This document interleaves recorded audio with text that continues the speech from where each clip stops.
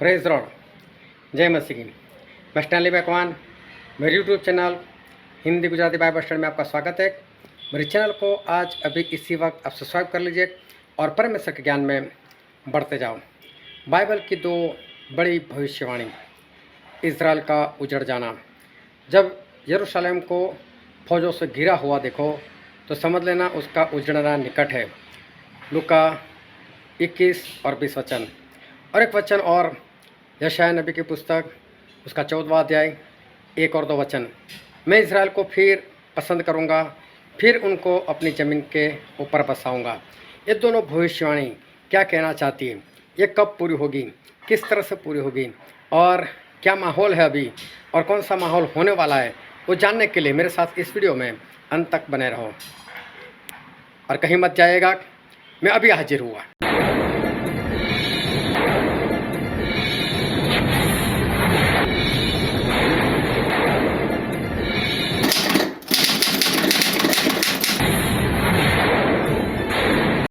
अभी इज़राइल और हमास दोनों का युद्ध हो गया। हमास ने अचानक से हमला कर दिया और फिर इज़राइल उनके ऊपर हमला कर दिया। दोनों का युद्ध हो गया और जैसे युद्ध हो गया बहुत सारे भविष्यवक्ता बाहर आ गए और उन लोगों ने बाइबल के वचन को लेकर बताना शुरू कर दिया। हाँ, बाइबल में ये लिखा है, वही हो रहा है, अभी ये वचन पूरा हो रहा है, ये वाला वचन पूरा हो रहा है। और एक वचन हम बाइबल में पढ़ते हैं जो है लूका में लिखा है, उसका 21वां अध्याय और वचन 20। जब तुम यरूशलेम को सेनाओं से घिरा हुआ देखो तो जान लेना कि उसका उजड़ जाना निकट है। हालेलुया। सब जाग रहे हो कि नहीं? बहुत ध्यान से आज समझना है कि सही में आज वो जो होने वाला है उसको हम अनुभव करने वाले हैं कि क्या होगा, कैसा माहौल होगा, कौन सी भविष्यवाणी बाकी है और वो भविष्यवाणी कैसे पूरी होगी, उस भविष्यवाणी में कैसा होगा, वो वक्त कैसा होगा और हमें कैसा करना है, हमारे साथ क्या होगा, वो सब कुछ आज हम देखने वाले। शांति से बैठना। हो सकता है मैं से थोड़ा लंबा चले, लेकिन ध्यान बनाए रखना। टाइम में अपने आप को बांध मत देना कि बस घंटा हो गया अभी चलना है। हालेलुया। हाँ, पहले से अपने आप को तैयार रखना। यहाँ पर ऐसा लिखा है कि जब यरूशलेम को आप फौजों से घिरा हुआ देखो तो समझ लेना उसका उजड़ना निकट है। हालेलुया। अभी इज़राइल और हमास के युद्ध में लोगों ने इस वचन को लाकर रख दिया, वह अंतिम वक्त आ गया, अंतिम वक्त आ गया। बाइबल में लिखा है, वचन पूरा हो गया कि यरूशलेम को जब फौजों से घिरा हुआ देखो, और सही में घेर लिया होगा हमास वालों ने। फिर हमास के साथ और बहुत सारे देश जुड़ गए, मुझे नहीं मालूम कौन कौन से देश जुड़े, लेकिन कुछ देश उनके साथ जुड़ गए। अब ये जुड़ गया, अभी वो जुड़ गया, और ये जो वचन है उसको और हवा मिली। बहुत लोगों ने इसके बारे में बता दिया, हाँ ये हो रहा है, ये हो रहा है कि यरूशलेम को जब फौजों से घिरा हुआ देखो, और देखो ये वक्त आ गया। लेकिन सिर्फ घिरा हुआ ऐसा नहीं लिखा, ऐसा लिखा है जब यरूशलेम को फौजों से घिरा हुआ देखो तो समझ लो उसका उजड़ना निकट है। हालेलुया। क्या लिखा है? उसका उजड़ना निकट है। उजड़ना मतलब ये घर किसका है? मार्टिन भाई का।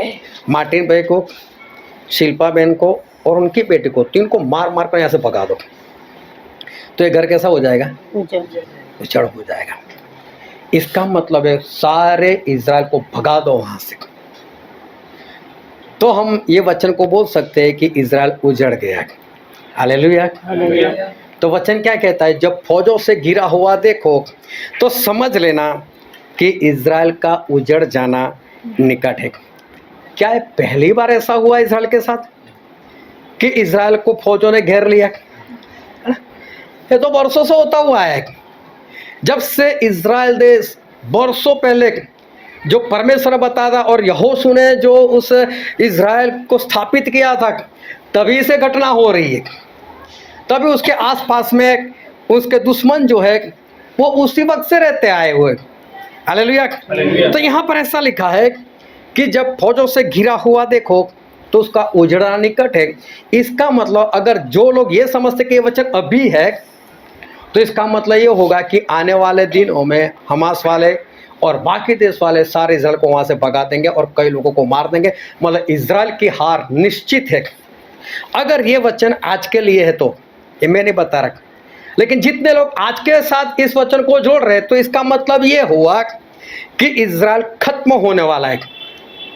इजराइल प्रजा चाहे खत्म हो या ना हो, लेकिन इजराइल खत्म हो जाएगा, उजड़ जाएगा, सभी को वहां से भगा देंगे। इसका मतलब तो यह हुआ, क्योंकि लिखा है कि उसका उजड़ना निकट है। ये इजराइल पहली बार ऐसा नहीं हुआ कि लोगों से घिरा हुआ है। उजड़ने का मतलब होता है पूरी तरह से खाली, ना खेत रहेंगे, ना पेड़ रहेंगे, ना पौधे रहेंगे, बिल्कुल इजराइल बंजर हो जाएगा कि कोई रहेगा नहीं। तो खेत कैसे रहेंगे, उसमें फसल कैसे आएगी, पेड़ कैसे रहेंगे, सब कुछ खत्म हो जाएगा। इसको कहते हैं उजड़ना। हालेलुया। और एक वचन पढ़ते हैं जो लिखा है यशायाह भविष्यवक्ता के पुस्तक में, उसका 14वां अध्याय और उसका 1 और 2 वचन। यहोवा याकूब पर दया करेगा और इज़राइल को फिर अपना कर उन्हीं के देश में बसाएगा, और परदेसी उनसे मिल जाएंगे और अपने अपने को याकूब के घराने से मिला लेंगे। देश देश के लोग उनको उन्हीं के स्थान में पहुंचाएंगे और इज़राइल का घराना यहोवा की भूमि पर उनका अधिकारी होकर उनको दास और दासियां बनाएगा, क्योंकि वे अपने बंधुआई में ले जाने वाले को बंदी बनाएंगे और जो उन पर अत्याचार करते थे उन पर वे शासन करेंगे। हालेलुया। अभी इस भविष्यवाणी को ध्यान से समझना। यहाँ पर ऐसा लिखा है परमेश्वर एक बार फिर इजराइल को पसंद करेंगे। समझने के एक शब्द, इजराइल को क्या करेंगे, पसंद करेंगे। इसका मतलब छोड़ा होगा ना, छोड़ दिया होगा, तभी तो दूसरी बार पसंद करेंगे। तो क्या बोले, एक बार फिर पसंद करेंगे इजराइल को। इसका मतलब पसंद करने से पहले परमेश्वर इनको छोड़ा भी होगा। एक भविष्यवाणी है कि परमेश्वर एक बार इजराइल को फिर पसंद करेंगे। इसका मतलब उससे पहले परमेश्वर ने छोड़ा होगा। फिर क्या लिखा है, और इजराइल को फिर अपनी जगह पर बसाएंगे। हालेलुया। इसका मतलब ये भविष्यवाणी कौन सी है कि इजराइल उजड़ गया और फिर परमेश्वर उनको पसंद कर फिर अपनी जगह पर लाकर स्थापित करेंगे। ये वचन ये कहना चाहता है। समझ में आ रहा है सभी को? एक बार फिर से पढ़ाओ। समझ में आ रही है सभी को? बात आया ना? हाँ, तो जरा बोलते रहे तो मुझे पता चला है। एक ऐसे देखते हो ना कि क्या बोल रहा है तो मुझे ऐसा लगता है समझ में नहीं आ रही, थोड़ा गर्दन में हिलाया करना। हाँ हाँ, सही बात है। तो परमेश्वर ऐसा कहते हैं कि एक बार फिर इजराइल को पसंद करेंगे, फिर अपनी भूमि पर बसाएंगे। इसका मतलब ये उजड़ने वाली बात इससे पहले हो गई होगी, तभी परमेश्वर उनको वापस पसंद करेंगे और उनको पसंद कर वापस अपनी जगह पर बिठाएंगे। हालेलुया। इसका मतलब यशायाह ने जो भविष्यवाणी की हो और प्रभु यीशु ने जो भविष्यवाणी की कि जब यरूशलेम को फौजों से घिरा हुआ देखो, तो समझ लेना उसका आना निकट है। पहले भविष्यवाणी किसने की? यशायाह ने। एक बार फिर इकट्ठा करूंगा। प्रभु उसने क्या भविष्यवाणी की? इनका उजड़ना। लेकिन जो बाद में भविष्यवाणी हुई ना, वो पहले पूरी होगी, और जो पहले भविष्यवाणी हुई वो बाद में पूरी होगी, क्योंकि उजड़ेंगे तो भी वापस लाएंगे ना। तो यशायाह ने कौन सी भविष्यवाणी की? जो प्रभु यीशु ने की ना, उसके बाद जो होने वाला है वो यशायाह ने भविष्यवाणी की, और प्रभु यीशु बाद में आए। लेकिन कौन सी घटना की बात की? यशायाह के पहले वाली बात। हालेलुया। अब इस बात को ध्यान से समझना कि यशायाह ऐसे कहते हैं कि मैं इजराइल को एक बार फिर पसंद करूंगा। इसका मतलब इजराइल को परमेश्वर ने दूर किया होगा, उनको अपनी धरती पर फिर बसाऊंगा। इसका मतलब वो अपनी धरती से किसी और जगह पर भाग गए होंगे। ये पहले होने वाला है। मतलब कि लूका 21 और 20 वाला जो वचन है उजड़ना, वो पहले पूरा होगा, उसके बाद यशायाह वाला वचन पूरा होगा। अभी समझ लो लूका 21 और 20 अगर आज के लिए है तो इसका मतलब इजराइल फिर उजड़ जाएगा। उजड़ने के बाद मालूम नहीं परमेश्वर उसको कब पसंद करे। कब वापस उनको इकट्ठा करे, कितने साल चले जाएंगे इसमें तो। और नबूकदनेस्सर की मूर्ति तो क्या बोलती है, सब कुछ खत्म हो गया, अब इसे पत्थर का ही आना बाकी है। समझ में आ रही है बात? मतलब अभी इतना वक्त नहीं है कि अब इज़राइल उजड़ जाए। कैसे? क्योंकि वो इज़राइल एक बार उजड़ चुका है, परमेश्वर इज़राइल को छोड़ चुके हैं।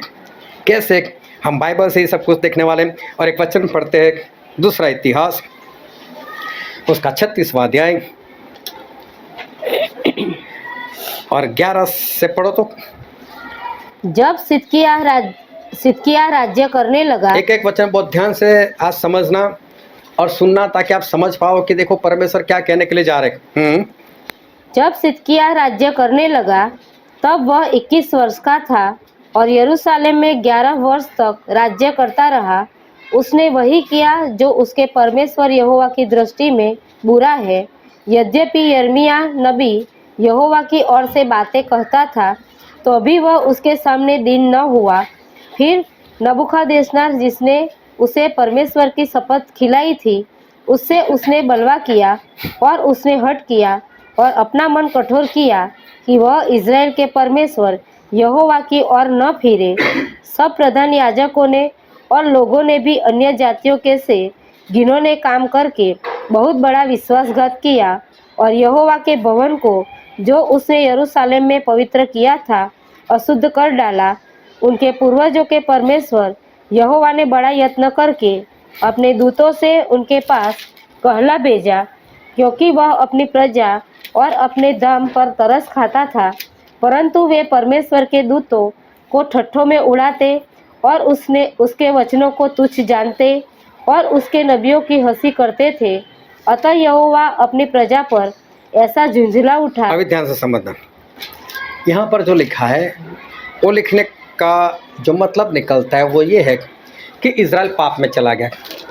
इतनी हद तक पाप में चला गया कि परमेश्वर उनको बार बार अपने सेवकों को भेजकर, अपने भविष्यवक्ता को भेजकर, यिर्मयाह को भेजकर उनको बताते रहे, वापस मुड़ जाओ, वापस मुड़ जाओ, वापस मुड़ जाओ।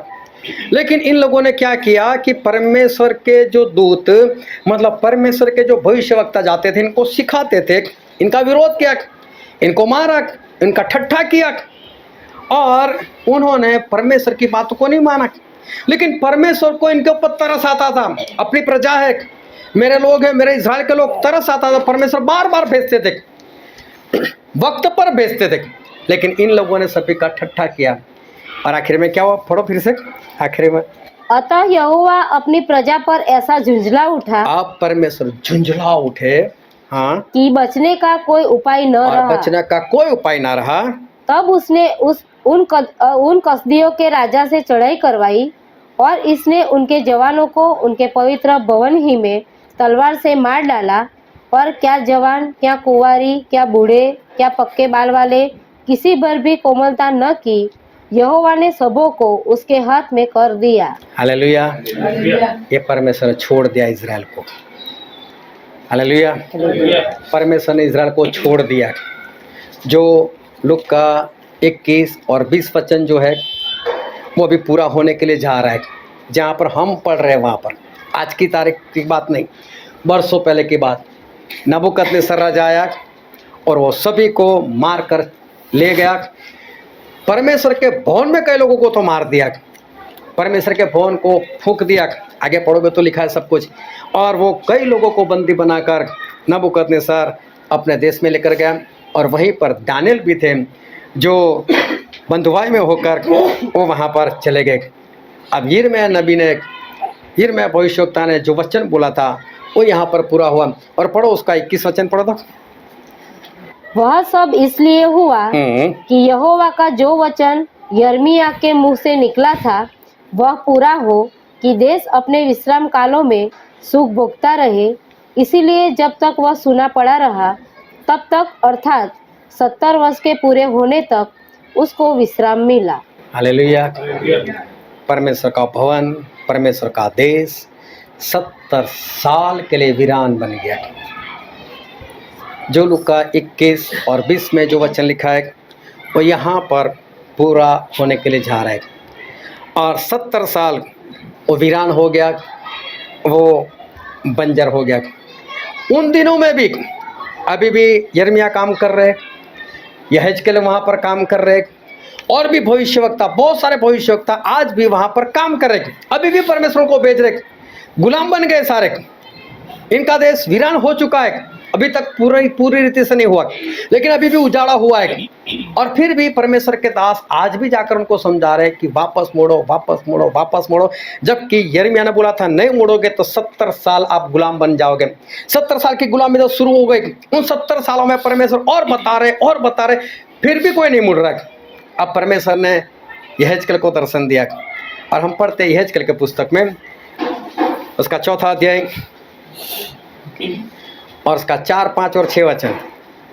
फिर तू बाई करवट लेट कर इज़राइल के घराने का अधर्म अपने ऊपर रख, क्योंकि जितने दिन तू उस करवट लेता रहेगा उतने दिन तक उन लोगों के अधर्म का भार सस्ता रहेगा। मैंने उनके अधर्म के वर्षों के तुल्य तेरे लिए दिन ठहराए हैं, अर्थात 390 दिन। उतने दिन तक तू इज़राइल के घराने के अधर्म का भार सहता रह। जब इतने दिन पूरे हो जाए तब तू दाहिनी करवट लेट कर यहूदा के घराने के अधर्म का भार सह लेना। मैंने उसके लिए भी और तेरे लिए 1 वर्ष के बदले 1 दिन अर्थात 40 दिन ठहराए हैं। हालेलुया। जब ये 70 साल की गुलामी पूरी होने को आ रही थी, तब परमेश्वर ने यहेजकेल को यह दर्शन बताया, और यहेजकेल को बोला यहेजकेल अपने बाएं पासे पर तो सो जा, और जितने दिन तू सोता रहेगा इतनी मैं इनकी गुलामी, एक दिन सोएगा तो मैं 1 साल इनकी गुलामी बढ़ा दूंगा। और यहेजकेल मालूम है 390 दिन वो बाएं करवट लेकर सो गए। फिर परमेश्वर बोला अब दाहिनी ओर भी करवट लेकर सो जा। दाहिनी और 40 दिन तक सोते रहे, मतलब पहले 390 और बाद में 40 दिन, मतलब कितने हुए 430 दिन। बोले 1 दिन के लिए मैं 1 साल इनकी सज़ा बढ़ा दूंगा। अब इनकी गुलामी बढ़ गई 390 प्लस 40, बस 430 साल इनकी गुलामी बढ़ गई। परमेश्वर ने छोड़ दिया इनको। अभी पूर्ण रीति से नहीं, प्रभु बार बार उनको बुला रहे, अभी नहीं आ रहे। अभी इनकी सज़ा जो थी 70 साल की वो बढ़कर 430 साल की हो गई। अभी भी ये लोग वापस नहीं आ रहे, अभी भी ये लोग मुड़ नहीं रहे। अभी भी जब नहीं मुड़ रहे थे, नहीं माने, तो परमेश्वर का एक वचन था जो हम पढ़ते हैं लेवी के पुस्तक में, लेवी का पुस्तक उसका 26वां अध्याय और पढ़ो उसका 21 वचन। यदि तुम मेरे विरुद्ध चलते ही रहो और मेरा कहना न मानो तो मैं तुम्हारे पापों के अनुसार तुम्हारे ऊपर और 7 गुना संकट डालूंगा। परमेश्वर बोलते हैं कि अगर नहीं मानोगे तो मैं तुम्हारा संकट, मैं तुम्हारी मुश्किलें, मैं तुम्हारी तकलीफें 7 गुना बढ़ा दूंगा। 70 साल से 430 साल, अब परमेश्वर को तो उसका भी 7 गुना कर दूंगा। उसका 24 वचन पढ़ो। तो भी मैं तुम्हारे विरुद्ध चलूंगा और तुम्हारे पापों के कारण मैं आप ही तुमको 7 गुना मारूंगा। एक बार फिर लिखा है 7 गुना मैं तुम्हें दंड दूंगा। अगर नहीं मानोगे तो 7 गुना और दंड। और आगे पढ़ते 28 से लेकर 31 वचन तक पढ़ो। तो मैं अपने न्याय में तुम्हारे विरुद्ध चलूंगा और तुम्हारे पापों के कारण तुमको 7 गुनी ताड़ना और भी दूंगा, और तुमको अपने बेटों और बेटियों का मांस खाना पड़ेगा, और मैं तुम्हारे पूजा के ऊंचे स्थानों को ढा दूंगा और तुम्हारे सूर्य की प्रतिमाएं तोड़ डालूंगा और तुम्हारी लोथों को तुम्हारी तोड़ी हुई मूर्तियों पर फेंक दूंगा, और मेरी आत्मा को तुमसे घृणा हो जाएगी, और मैं तुम्हारे नगरों को उजाड़ दूंगा और तुम्हारे पवित्र स्थानों को उजाड़ दूंगा और तुम्हारा सुखदायक सुगंध ग्रहण न करूंगा। हालेलुया। परमेश्वर बोलता है अगर नहीं मानोगे तो 7 गुना दंड, और क्या करूंगा, मैं तुम्हारे देश को उजाड़ दूंगा। ये तो बहुत पहले परमेश्वर ने बता दिया था। अगर आप मुश्किल में आओ, तकलीफ में आओ, पाप करोगे और मैं दंड दूंगा तो वापस मुड़ जाना। नहीं मुड़ोगे तो मैं और आपका दंड बढ़ा दूंगा। फिर भी नहीं मानोगे तो बोले 7 गुना दंड। और फिर तो मैं क्या करूँगा, तुम्हारे देश को ही उजाड़ दूंगा और परमेश्वर के भवन को भी उजाड़ दूंगा। देखो शुरुआत कहाँ से हुई, दूसरा इतिहास 36वें अध्याय से नबूकदनेस्सर से शुरुआत हुई। नबूकदनेस्सर ने इन लोगों को गुलाम बना कर लेकर चले गए, परमेश्वर का भवन तोड़ दिया। नबूकदनेस्सर गए, उसके बाद में कोरेश राजा भी आया, दारा राजा भी आया, लेकिन ये लोग गुलाम और गुलाम ही बने रहे। उसके बाद पर्शिया का राजा आ गया। उसके बाद जो अभी मूर्ति के बारे में मैंने देखा, पर्शिया का राजा के बाद ग्रीक का राज भी आ गया और प्रभु यीशु जब आए तब रोमन सरकार राज कर रही थी। नबूकदनेस्सर से लोग गुलाम बने हुए थे, अभी भी अपनी धरती पर तो है, लेकिन अभी भी कैसे है, गुलाम। जब प्रभु यीशु आए तब रोमन सरकार इनके ऊपर राज कर रही थी, परमेश्वर का दंड अभी भी इनके ऊपर चल रहा था। प्रभु यीशु आए, जहाँ से आए वापस अपना काम पूरा कर कर चले गए।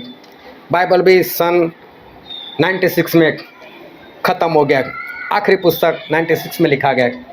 उसके बाद जो बाइबल में नहीं लिखी ऐसी बात, इतिहास की बात मैं बताना चाहता हूँ।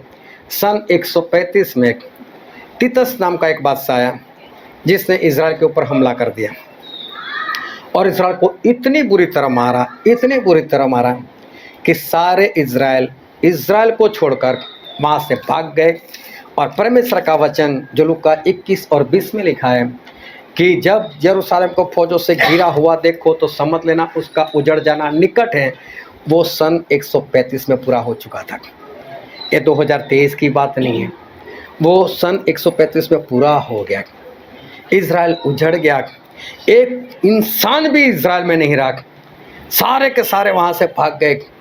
कुछ मर गए और बाकी के लोग वहाँ से भाग गए और पूरी दुनिया में तितर बितर हो गए और बिखर गए। लूका 21 का 20 अब पूरा हुआ, सभी लोग बिखर गए। उसके बाद कुछ लोग इंडिया में बसे, कुछ लोग ऑस्ट्रेलिया में बस गए, अलग अलग देश में इज़राइल के लोग बस गए। यूरोप में इनकी काफ़ी मात्रा थी।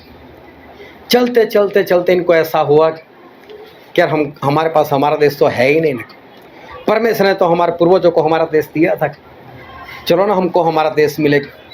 तो यूरोप में जो 19वीं सदी मतलब 1801 से लेकर जो सेंचुरी शुरू हुई उनके आखिरी दिनों में, मतलब कि 1896-97 उसमें ऐसा हुआ कि यहूदी लोगों ने कुछ आंदोलन करना यूरोप में शुरू किया। वहाँ पर उन लोगों ने बोला हमको इज़राइल देश दो। इज़राइल कोई नहीं गया था, इज़राइल आज तक अभी उजड़ा हुआ था। और फिर अब लोगों ने, जो इज़राइल के लोग थे, उन लोगों ने देखा कि चारों ओर हम सताए जा रहे, हम लोग मरे ही जा रहे, तो उन लोगों को ऐसा हुआ कि चलो हम हमारे देश की ओर चलते थे। लेकिन उस देश के ऊपर अभी कब्जा था तो पैलेस्टाइन वालों का। इज़राइल उजड़ा हुआ था और 1900 के बाद कई इज़राइल लोगों ने वहाँ पर जाना शुरू किया। वैसे भी हम मर रहे तो वहाँ पर लड़ते हुए रहेंगे, लेकिन हम अपने देश में जाते। और फिर 1900 मालूम नहीं 42-43 कब, लेकिन हिटलर ने 60 लाख यहूदी लोगों को मार दिया। इसके कारण बहुत सारी मात्रा में लोग वहाँ पर जाने लगे और जियोनिस्ट एक आतंकवादी ग्रुप माना जाता था उस वक्त यहूदी लोगों का, क्योंकि वो लड़कर वहाँ पर रहते थे। अभी उनका देश तो था ही नहीं, वो तो उजड़ गया था। अभी पैलेस्टाइन में जाकर वो लड़कर कुछ हथियार लेते थे और वहाँ पर इस तरह से लड़ाई करते हुए ये लोग रहते थे। आखिर में ऐसा हुआ कि 1948 में इज़राइल देश सही में बन गया, सही में बस गया।